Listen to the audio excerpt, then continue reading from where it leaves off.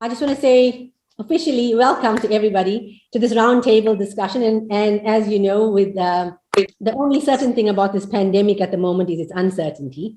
And we try and work around it. And we are building this plane as we are trying to fly.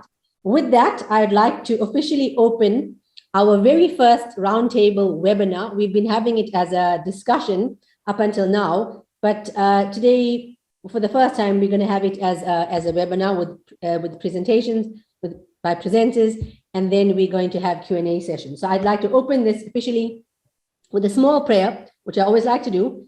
It's a non-denominational prayer. It's, oh Lord, show us the truth as the truth, and give us the ability to follow it, and show us the falsehood as falsehood, and give us the ability to avoid it.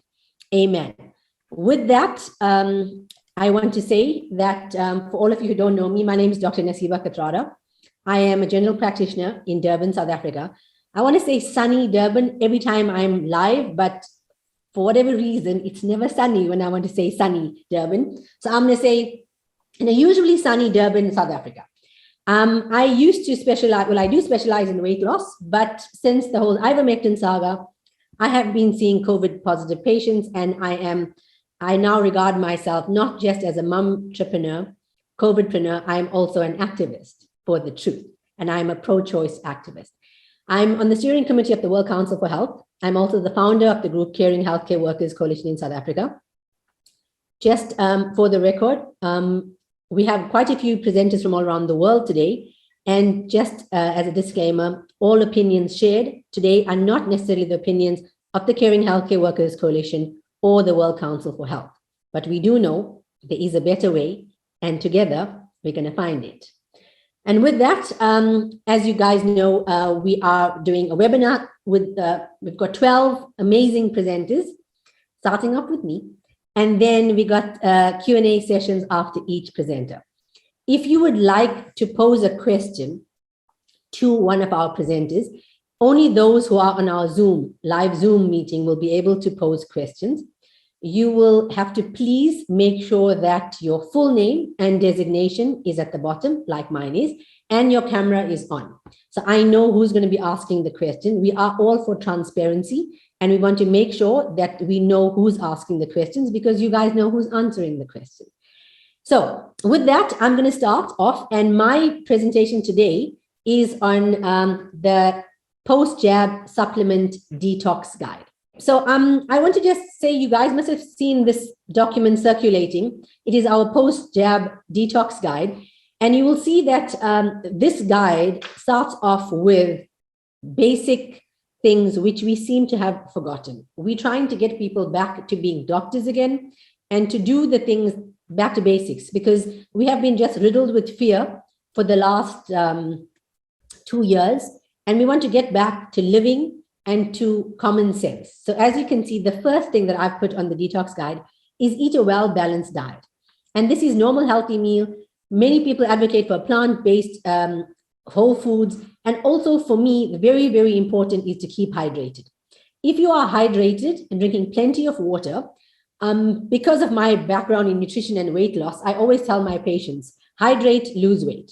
Also, did you know that the #1 cause of headaches is dehydration? The #1 cause of backache is dehydration. And most times when we have any ailment is because we are not well hydrated. At this point, I want to say that generally people say 8 to 10 glasses of water. That's not the case. Just like there's different dosages based on a person's weight, when it comes to water, it's also very important that we know how much a person should drink. So the easiest way to tell is to look at the color of your urine. And actually, this is quite a nice color, this light yellow that I've got on the screen. That's the color. It should be like lemon juice. Anything darker than that, your kidneys are shouting for help. But it's not something that we want to, we can ask patients or people, what color is your urine? People don't necessarily know. So the easiest way to do it, to calculate the amount of water that a person needs, is you take your weight, you round it off to the nearest 10. So if you are 68 kilos, round it off the nearest 10 is 70. You divide by 10, that's 7, and you add 2. That makes it 9 glasses of water. So I'll go through that again. You take the person's weight, you round it off to the nearest 10. So somebody who is 54 kilos, round it off to the nearest 10 is 50. You divide by 10, that's 5, and then you add 2. Round off, divide by 10, and then add 2. So that person needs 7 glasses of water. Thanks, Mel. And my PA just brings me my first one. I'll take a bottle. So there, I always keep a glass of water nearby. I keep one near my bedside. I keep one on my table at work. We need to make sure that we're drinking enough water. Remember, certain things like caffeine and alcohol dehydrate, and also alcohol depresses the immune system. So you want to avoid that, especially if you are suspecting a viral illness. This is also one of my favorites. It's sunshine and exercise. Sunshine. I just spoke to one of our speakers who's not going to make it today. She's really unwell. And she said to me, I said to her, please, please, please, can you go and sit outside in direct sunlight and do that? And she goes, I've taken my vitamin D. And I go, no, no, no, it's not the same thing. Taking vitamin D and sitting out in the sunshine is not the same thing. So this was actually advocated. There's a whole group that advocates sun therapy, only sun therapy for COVID treatment. They do nothing else except hydrate and sun therapy. And they take their reasoning from at the time when we had the scurvy, it not so scurvy, it was the TB outbreak, and there was a ship that had a whole lot of people with TB, and people were just dying. So they put the people who were almost at the end upstairs on the deck of the ship. Those people seemed to survive better than the people that were inside the cabin. And that's because they had sunshine, direct sunshine, and they had circulating air. And that's one of the reasons why I feel that patients during this COVID time who end up in hospital actually die when they end up in hospital. That's because they, thank you, Mel. She's bringing me lots of water, guys. I wanted my Dr. Kat's bottle. It's on my, yeah. Sorry, guys. So yeah, I was saying sunshine and exercise. So the very important thing is to get direct sunlight. And yeah, they found that the people on the top deck were actually surviving better than those that were inside. And what we've been telling people from the beginning of this pandemic is isolate, stay indoors, go to hospital. And the ventilation in the hospital is completely different. And you don't get in a high care ICU setting, you don't get sunshine. So for me, very, very important. I advocate this for any illness, not just for COVID. Of course, this is one that I have been, that I don't listen to, which I'm going to start. Rest and de-stress. We know that when you are stressed, it depresses your immune system, and then you end up, taking longer to fight an illness. And the stress that's caused from the panic that we've been going through makes a very big difference as well. So many times when a person does well after a teleconsult with their doctor, it's not because you gave them amazing information or gave them this great silver bullet. It's because you had a chat to them, they had someone who was listening to them, and then, you advocated rest, sunshine, and then supplements, and you were giving it to them from a place of trust and a place of love.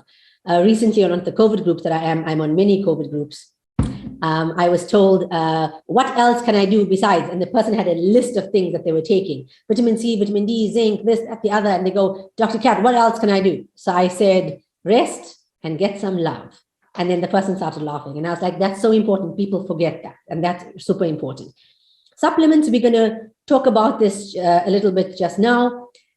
90% of the people don't get the recommended amount of important nutrients. Very important, I want to say about supplements, I'm probably going to repeat it, is that many people think that taking a supplement is enough. You have to take the correct supplement and at the correct dose. For me, that is more important than anything else. You have to find out the correct supplement, but you also have to take the correct dose of the correct supplement. So with that, I'm going to present this post-COVID detox jab guide. Oh, here are the other things. I'm sure Reverend Dr. Wai Ching Lee is going to talk about this a little bit more, but I'll just run through the things that I advocate. A Himalayan salt lamp, I have one in my practice, in my office, because I'm seeing a lot of jab patients, and I have one in my bedroom, and I have my kids have one each in their room. I think it's very important, works really well, and just having it there makes a difference. Sauna is also used for people. A lot of people are using that for post-jab detox. It's not something that's available or accessible to many people. So I actually like this diffuser, and we've actually taken the HOCl and put it into our diffuser, and we have one just outside this room actually, and it diffuses in the house, and we have one in my practice as well. You can put whatever you want in there. There's quite a few solutions which I'll be showing you on the detox guide. And if you can't get any of those, then an infrared lamp, which is readily available, you can use that. I haven't used this one too much personally, but I've used the other three. So now with the supplement guide, there's quite a few supplements that I've put on here. So I'm not going to discuss every one. What I want to say is, again, the same thing. See what's accessible to the patient, see what they already have, know the supplements, and they don't have to take everything. I get tons of people messaging me, what a great guide, I can't find pine needle tea. And I go, what do you have? And then they'll give me everything else. You don't have to take everything that's on the guide. Again, assess your patient, see what the patient needs, and find the combination that works best for you and best for the country that you're in. So I'm going to discuss my favorites from this guide.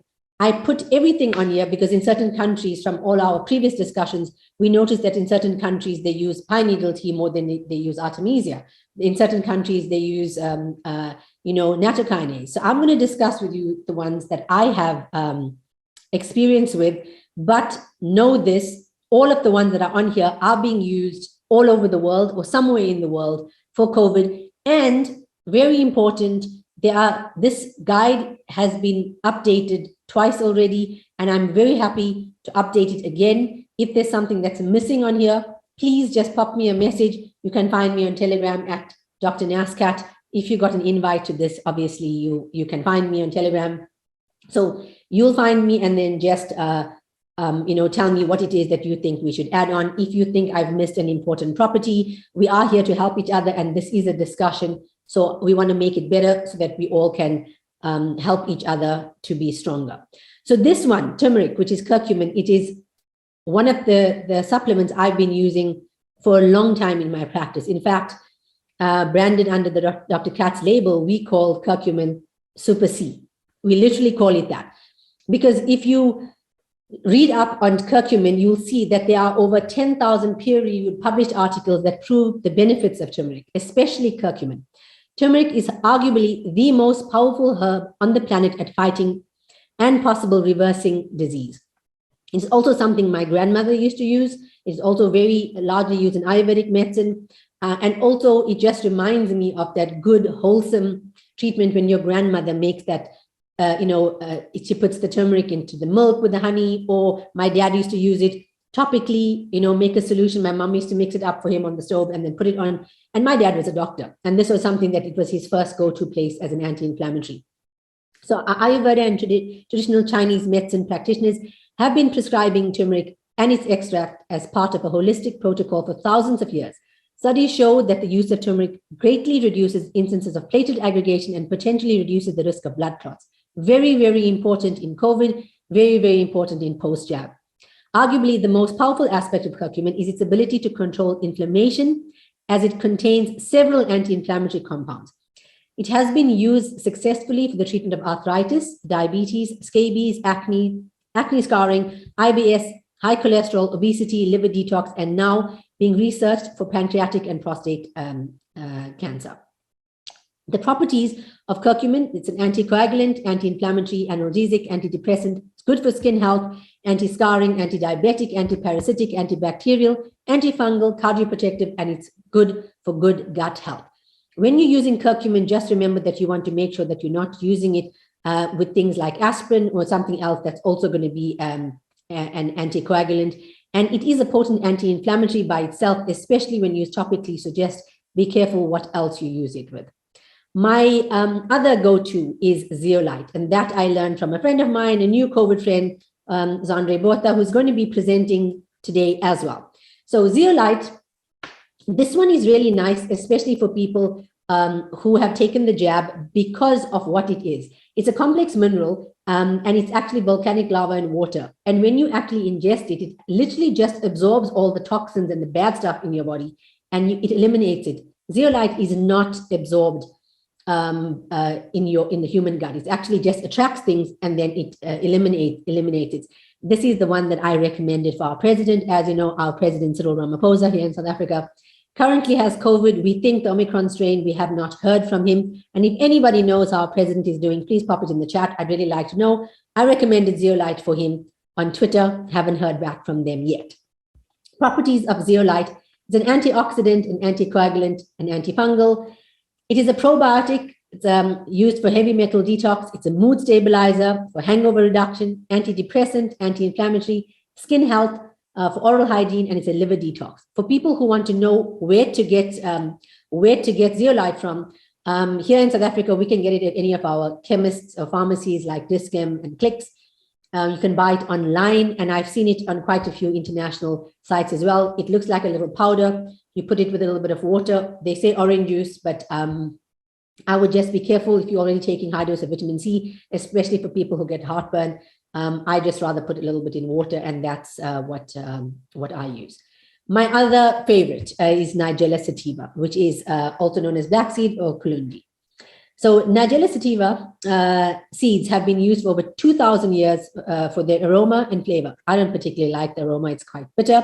It can be used in food, so in cuisines, as well as reported health benefits. In fact, the archaeologists found black seeds in King Tut's tomb, and our Prophet Muhammad, peace be upon him, once touted black seed oil as saying it's the cure for every disease except death. He did say that. The benefits of Nigella sativa. As more and more studies start to surface, it becomes quite apparent that the ancient seed from Nigella sativa plant may impact on your health and well-being. Through the support of cognitive function, liver health, digestive health, metabolic function, it is definitely making a case for a strong supplement for overall health. Research shows that that antioxidants can have a powerful effect on health and disease. In fact, some studies indicate that antioxidants may protect against several types of chronic conditions, including cancer, diabetes, heart disease, and obesity. Anecdotal research alone shows many uses of Nigella sativa reporting feelings of elevated mood, sleep support, less brain fog, feeling more present, healthy stress levels, and supporting cognitive performance. These last bits here are super important, especially with COVID. So the properties of Nigella sativa: immune booster, antioxidant, anti-inflammatory, antibacterial, it lowers your cholesterol, stabilizes blood sugar, it's an antihypertensive, cardioprotective, it's an analgesic, supports gut health, and improves memory and stress. You can get it in several forms. You can use it neat as the seeds, 1 to 2 teaspoons once or twice a day. You can mix it with honey. You can also get it in capsules. Many people do that. So before I go on to the next supplement, I want to just tell you about antioxidants. I gave a talk once, and somebody asked me to explain what that was, and it was quite difficult to explain it in layman's terms. So this is how I like to explain it to my patients. When you take an apple and you cut it in half and you leave it in open air, it oxidizes, and you get the apple turning brown. And I tell my patients that, so that you can imagine when you eat things that are not good for your body, so all the toxins, you can picture that around your organs, so like this bad brown film around the organs. And an antioxidant is basically like the lemon juice you'd put on the apples, that it doesn't turn brown. So you need different antioxidants, which they work on different levels in your body or on different organs. So that's how I like to explain what an antioxidant is, so that it's easy for them to understand, because that's the buzzword now, right? Free radicals and antioxidants. So that is what an antioxidant is. So from this page, which we've got hydrogen peroxide and chlorine dioxide, Dr. Manuel Aparicio is going to be doing his Comisab, from Comisab is going to be doing a presentation later on. He's going to tell you lots about chlorine dioxide, so I won't go into that. But hydrogen peroxide is something that I use constantly in my practice. In fact, I use it all the time. I use the food grade one. In fact, the one that I use in my practice has been made specifically for me. We oxygenate the hydrogen peroxide with saline, and then we use it in a mister or nebulizer. And this is not just used for post-jab detox. I keep one on my table at work. I very rarely wear my mask at work. Actually, I don't think I wear it at all. So I would keep the hydrogen peroxide, and if I had a patient that was quite sick that came in to see me, then I would just take a few puffs of the nebulizer with the hydrogen peroxide. My kids have it, my friends have it, my mom. And also, if you've got any viral infection, hydrogen peroxide, it works really well. This solution as well can be put into the diffuser, and then you can have it for all its properties. So it is antiviral, antibacterial, clear sinuses. It's used for topical acne treatment, topical ulcer treatment. It's also very good in a detox bath. It is a very nice sanitizer. And of course, it removes blood stains. And while I was doing some research for my daughter who's in hospital at the moment, I found that hydrogen peroxide by inhaling it or putting it, where you have a toothache, it's very good for that as well because of its antibacterial properties, and it's got a slight anesthetic effect. So it's also very good for toothaches. And then, quercetin. This one also, one of my favorites, quercetin. This one, when I've got a patient that I do an IV drip therapy for, and the patient's got sinuses or they've got any nasal congestion, I make sure that they leave my practice with a bottle of quercetin. And initially, I start with a higher dose. It's like 2 tablets twice a day for the first 4 or 5 days. And thereafter, they can just go on to 2 in the morning, and then they just take 1. This is one of the things that I take every day because I've got, I'm allergic to my cat and I refuse to get rid of him.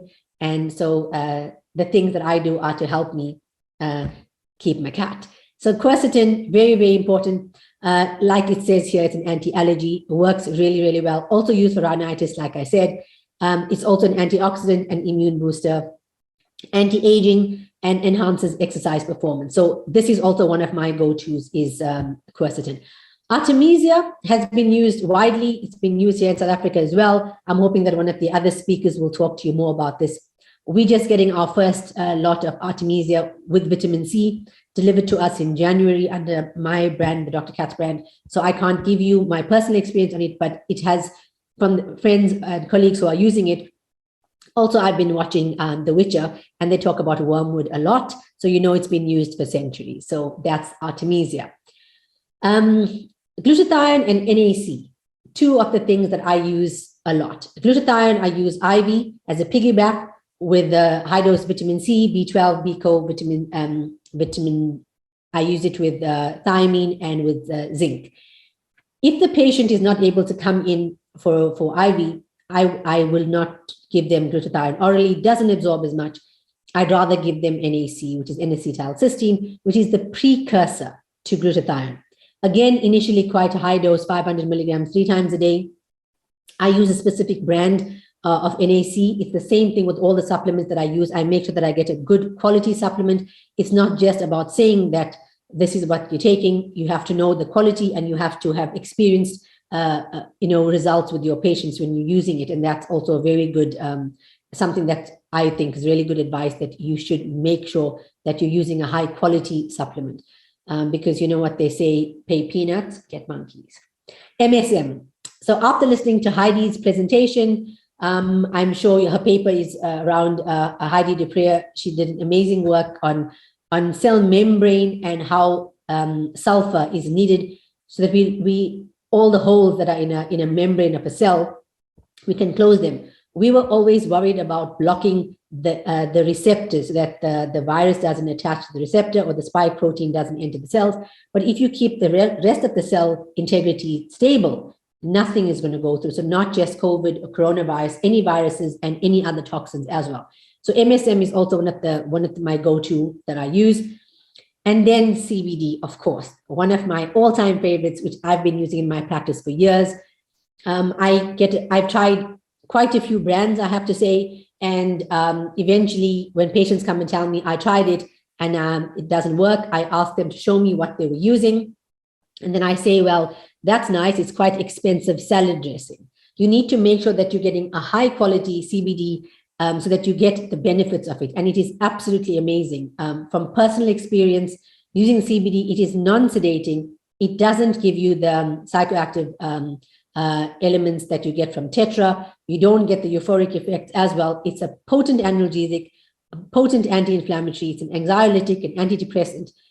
I've got a patient that I saw yesterday who I put her on it a month ago, and she said to me, for the first time in her life, she's been pain-free. She's, for the last 20 years, she's been suffering with low back issues for the first time in her life. And I get that quite often with CBD. For those of you in South Africa, I can recommend which brand I use. You can just message me, because that you get the one that I use, medicinal cannabis in South Africa. Right, ivermectin. I don't need to say more about this. We all know ivermectin, its potency. In fact, now that the whole Tess Lawrie, Andrew Hill saga has been out in the media, as of yesterday, I'm not sure if the South African doctors and healthcare practitioners know, our healthcare body, which is SAHPRA, is now giving issues to all doctors and pharmacists who are trying to get a Section 21 bulk approval. And there's only one reason why they're going to try and block it now, and that is because it works so well. When it comes to ivermectin use, we've been using it, you get the vet prep, which is the liquid, and then you get the tablets. Make sure that you're getting the correct tablets, because again, the black market's going to boom because of the restrictions posed on it. Lots of people are using the liquid. Personally, I think that the liquid works really well. There's a study that was done in Thailand that shows the safety of the liquid in humans. I can share that study if you guys would like. For the initially, we were using ivermectin as prophylaxis, and then at a specific dose, we increased the dose to almost double during the Delta strain wave. And now with Omicron, I use it with my patients maybe 3 days, and I make sure that they're getting at least 0.4 milligrams per kilogram. Nattokinase is one of the substances that one of my colleagues uses a lot in another country. Haven't had any experience with it personally, but of course, it's been used widely and used all over the world.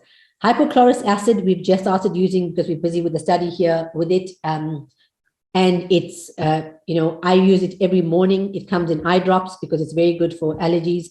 So 1 drop in each eye of the hypochlorous acid. That's the extent of my personal experience, but I know tons of people who've been using it successfully for the treatment of COVID and for post-jab detox. Hydroxychloroquine, haven't used that personally. I wouldn't use it together with ivermectin as well. So because I choose ivermectin and zinc as opposed to HCQ, I'm hoping that one of the other doctors will talk about that more. You guys know vitamin C, vitamin D, magnesium, and zinc. I'm not going to talk about these because this is the staple, the go-to. Just remember to get a good dose of vitamin C.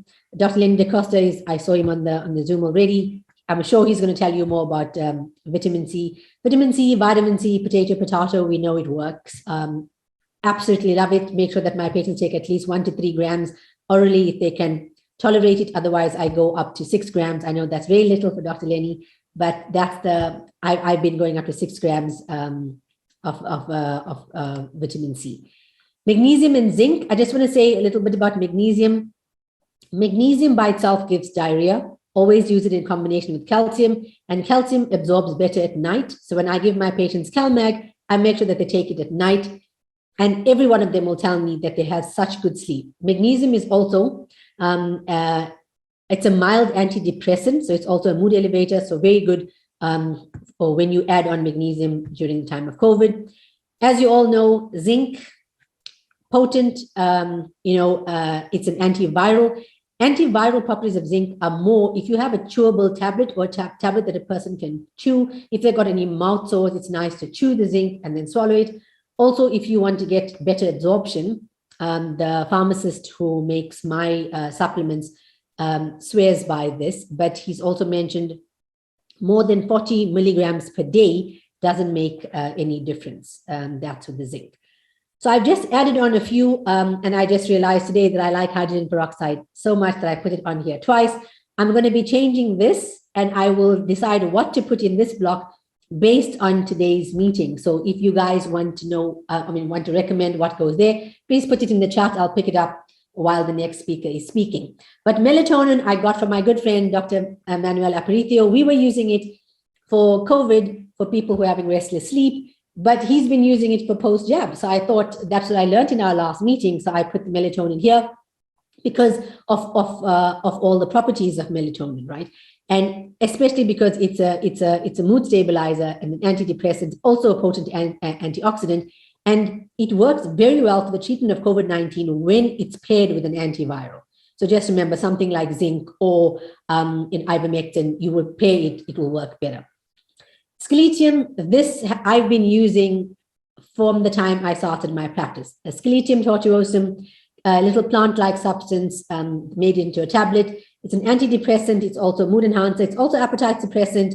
It reduces stress. It's absolutely amazing. I've got tons of my patients who literally take the tablets and open it into their husband's tea in the morning, but we won't talk about that more.